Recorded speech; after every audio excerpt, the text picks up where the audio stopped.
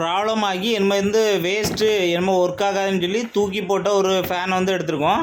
இந்த ஃபேன் பார்த்திங்கன்னா நம்ம சப்ளை கொடுத்து ஆன் பண்ணாலும் இது ஆன் ஆகாது. பாருங்கள், இது ஆன் ஆகலை. இந்த மாதிரிப்பட்ட டிசி ஃபேனை நம்ம இப்போ சோலார் ஃபேனை எப்படி மாற்றலான்னு சொல்லி பார்க்கலாம். இப்போ இந்த ஃபேன் பார்த்திங்கன்னா என்ன கண்டிஷனில் இருக்குன்னு முதல்ல பார்த்துடலாம். இதுக்கு உள்பகுதியில் பார்த்திங்கன்னா ஒரு போர்டு, ஒரு பேட்ரி, ஒரு சின்ன டிரான்ஸ்ஃபார்மர் இருக்குது. இந்த போர்டும் பேட்டரியும் பார்த்திங்கன்னா போயிடுச்சு. அதனால தான் இந்த ஃபேன் தூர போட்டிருக்காங்க. நம்மளுக்கு முக்கியம் பார்த்திங்கன்னா இந்த மோட்ரு தான். இந்த மோட்ரு நல்லா இருக்கான்னு சொல்லிவிட்டு இதை மேல் பகுதி கலத்தி இந்த மோட்டரை செக் பண்ணிடலாம். இந்த மோட்டரை செக் பண்ணுறதுக்காக பார்த்திங்கன்னா இந்த மாதிரி நம்மகிட்ட 12 வோல்ட் பேட்ரி ஒன்று இருக்குது. அந்த பேட்டரியை வச்சு நம்ம இப்போ செக் பண்ணிடலாம். இது பார்த்திங்கன்னா பழைய யூபிஎஸ்லேருந்து பழைய பேட்டரி கலத்தி எடுத்திருக்கேன். இதில் பாசிட்டிவ் நெகட்டிவ் இதை பார்த்திங்கன்னா மோட்டரில் 2 பக்கத்தில் வச்சு பார்த்துடலாம். சைட்லேயே பார்த்திங்கன்னா நம்மளுக்கு தெரியுது பின்னு, அதில் வச்சு பார்ப்போம். பாருங்கள், இது ஓடுது. இப்போ மோட்ரு நல்லா இருக்குன்னு நம்ம கண்டுபிடிச்சிடலாம். இந்த மோட்ரு பார்த்திங்கன்னா 12 வோல்ட் பேட்டரி மோட்ரு மாதிரி இது இல்லை, அந்தளவுக்கு ஸ்பீடாக சுற்றுது. இது ஆன்லைன்லேயும் கிடைக்கிது. 200 ரூபா 300 ரூபா இருக்கும். எலக்ட்ரானிக்ஸ் கடையிலையும் இந்த மோட்ரு கிடைக்கும். நம்ம அப்படி வாங்குறதுக்கு பதிலாக நம்ம காயலங்கடை ஆகிற கடையில் பார்த்திங்கன்னா இந்த மாதிரி பழைய ஃபேனே 100 ரூபா 200 ரூபாய்க்கு கொடுப்பாங்க. இந்த மாதிரி டிசி ஃபேனு அதே நம்ம எடுத்துக்கலாம். இப்போ நம்ம அந்த மோட்டர்லேருந்து போகக்கூடிய ஒயர் பார்த்துக்கலாம். நம்ம அடிப்பகுதிக்கு போகுது. இப்போ நம்ம டோரெல்லாம் க்ளோஸ் பண்ணிடலாம். ஏன்னா மேல் பகுதி நம்மளுக்கு ஒயர் மட்டும்தான் இருக்கும்.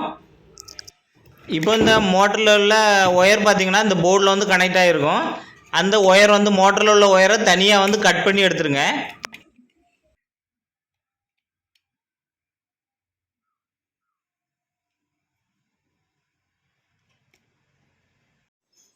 இதில் பார்த்திங்கன்னா ஒரு சிவப்பு ஒயரும் ஒரு கருப்பு ஒயரும் வரும். இந்த சிவப்பு ஒயரும் கருப்பு ஒயரும் சீவிக்கிடுங்க.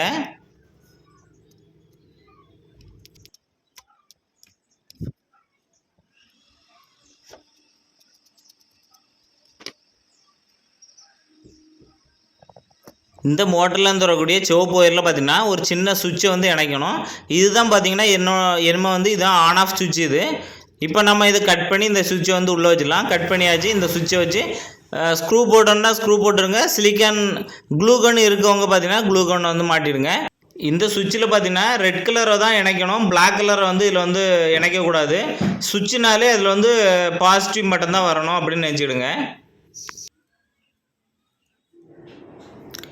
இப்போ நம்ம இந்த சுவிட்சை பார்த்திங்கன்னா க்ளூகன் வச்சு இதில் ஒட்டிக்கிடலாம்.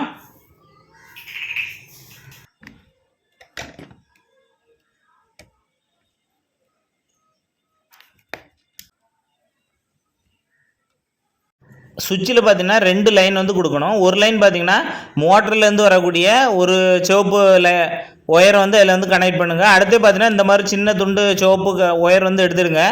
இது வெளியே சப்ளை வெளியேருந்து உள்ள வரைக்காக இதை ஒரு பின்னில் நம்ம மோட்டரில் உள்ளதையும் இன்னொரு பின்னில் இந்த லைனை கனெக்ட் பண்ணிவிடுங்க.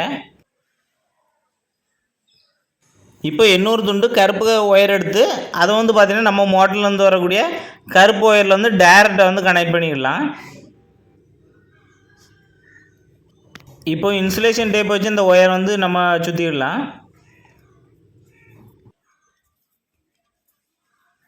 இந்த ஃபேனுக்குள்ளே இருக்கக்கூடிய போர்டு, டிரான்ஸ்ஃபார்மரு, பேட்ரி ஒன்றுமே நம்மளுக்கு தேவை கிடையாது. அதனால் இதில் இருக்க எல்லாத்தையும் கலத்தி வெளியே எடுத்துருங்க.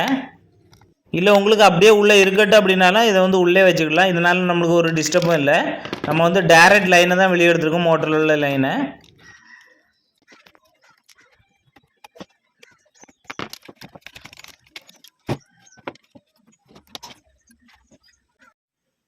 இதிலேருந்து வெளியே வரக்கூடிய 2 லைனையும் பார்த்தீங்கன்னா வெளியே ஷேக் ஆகாமல் இருக்கணும் அப்படிங்கிறதுக்காக வெளியே இந்த மாதிரி க்ளூகன் போட்டு இதை ஒட்டிடுங்க. க்ளூகன் இல்லாதவங்க பார்த்திங்கன்னா இதில் சொட்டை போட்டு இதை வெளியே எடுத்துருங்க. அப்போ தான் ஒயர் இழுபடாது. இப்போ நம்மளோட டிசி ஃபேன் தயாராகிடுச்சு சோலாரில் கனெக்ட் பண்ணுறதுக்காக. இதோட அடிப்பகுதியை பார்த்திங்கன்னா ஸ்க்ரூ போட்டு இதை க்ளோஸ் பண்ணிக்கலாம். அவ்வளோதான், நம்ம ஃபேன் பார்த்திங்கன்னா சோலாரில் இணைக்கிறதுக்கு தயாராகிடுச்சு.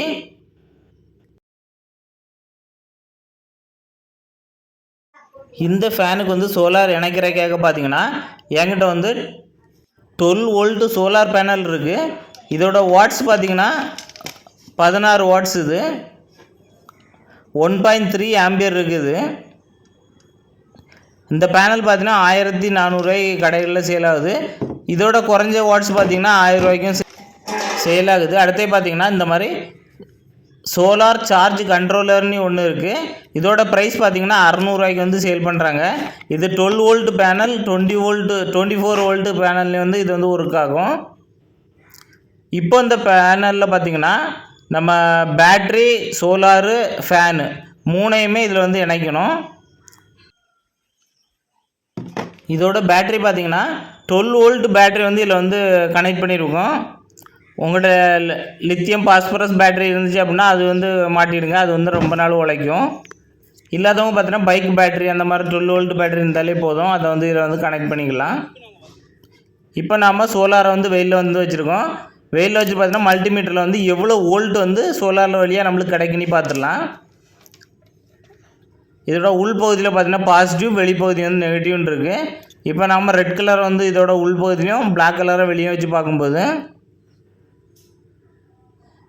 14.04 வோல்ட் வந்து இது வழியாக வருது. இப்போ சோலார் பேனல் நல்லா இருக்குன்னு பார்த்துடலாம். சில சோலார் பேனலில் பார்த்தீங்கன்னா இந்த மாதிரி பின் இருக்கும். இந்த மாதிரி பின் இருந்துச்சு அப்படின்னா நீங்கள் அந்த கனெக்டர் மாட்டவே தேவையில்லை. இந்த பின்னு இருந்துச்சு அப்படின்னா இந்த மாதிரி வந்து ஒரு கனெக்டர் வந்து மாட்டிடுங்க.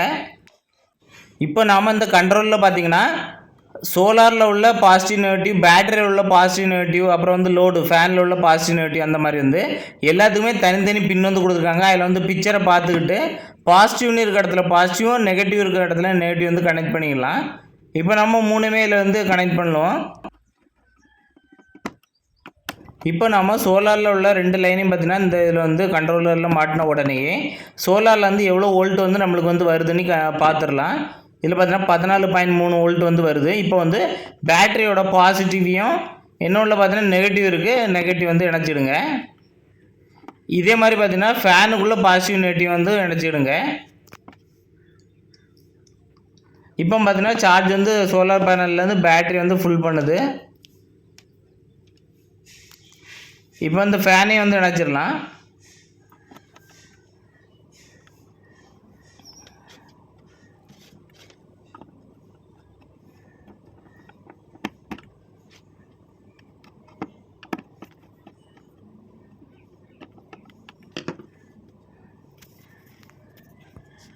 அவ்வளோதான். நம்ம இப்போ 3 லைனையுமே வந்து கொடுத்தாச்சு. இப்போ வந்து ஃபேனை வந்து எப்படி வந்து ஓடுதுன்னு பார்த்துலாம்.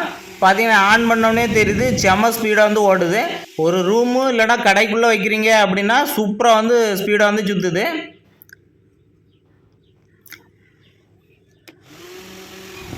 இதே மாதிரி ஃபேனுக்கு பதிலாக லைட்டு, டியூப் அந்த மாதிரி நிறைய இது வந்து லைட்டையும் வந்து கனெக்ட் பண்ணிக்கலாம்.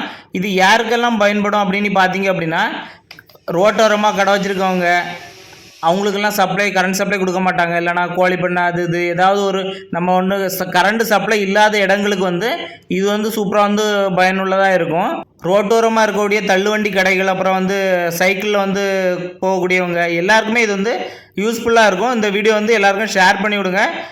இதே மாதிரி பயனுள்ள வீடியோக்களை தொடர்ந்து பார்க்கணும் அப்படின்னா மறக்காமல் ஃபாலோ பண்ணிவிடுங்க.